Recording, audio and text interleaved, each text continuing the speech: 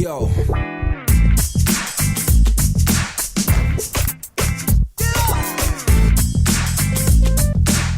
Hi, I'm Alice Crawley and welcome to Alice TV. I'm here to help you find your voice and step into your power to create meaningful work and a wonderfully wealthy life. Today, I have a question for you. Who would you be if you asked for what you're worth? Or let me put it another way. Who would you be if you weren't afraid to ask for what you wanted? Have you ever wanted to go for a raise, a promotion, a job, or an opportunity, but something held you back?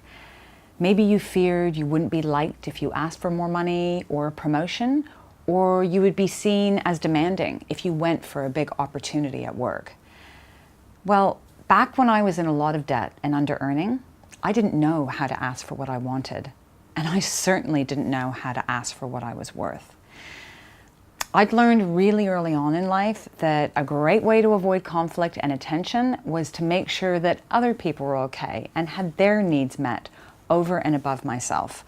My wants and needs were always secondary to others. But not speaking up for myself didn't work out so well for me as an adult. Not speaking up for myself cost me money, but it also cost me happiness, self-esteem, and my voice. I've learned that daily life involves daily negotiation, and not asking for what you want leads to settling for what you're given, kind of like being given leftovers. It was only when I was in crippling credit card debt that I had the wake-up call to earn more money. And earning more meant that I had to learn to ask for more. I knew what I wanted to be earning, but the first time I went for a job with more money, I was terrified. I remember I was in my second interview, my heart was pounding, my palms were sweating, and all the old fears and self-doubts were screaming at me. Who are you to do this? Who are you to ask for this much? Then they asked me the question, what are your salary expectations for this role? And guess what?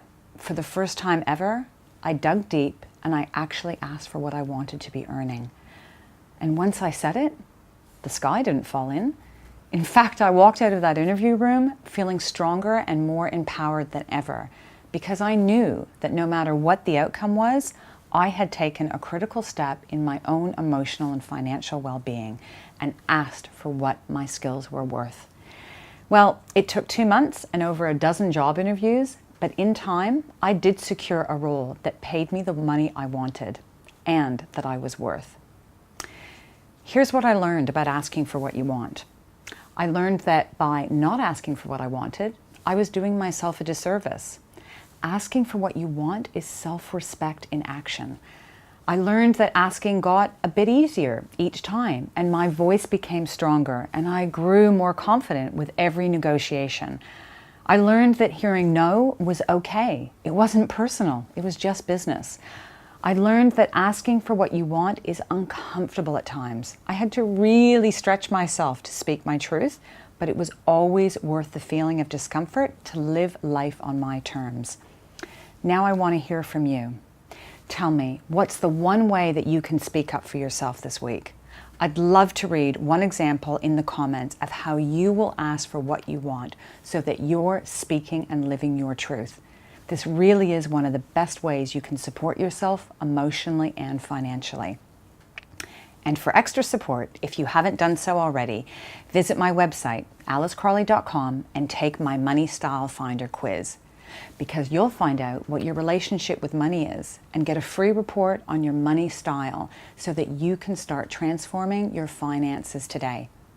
And if you know somebody who might benefit from learning about asking for what you want, please share the love and wonder. Thank you so much for joining me here on Alice TV. Let's go build a wonderfully wealthy life this week.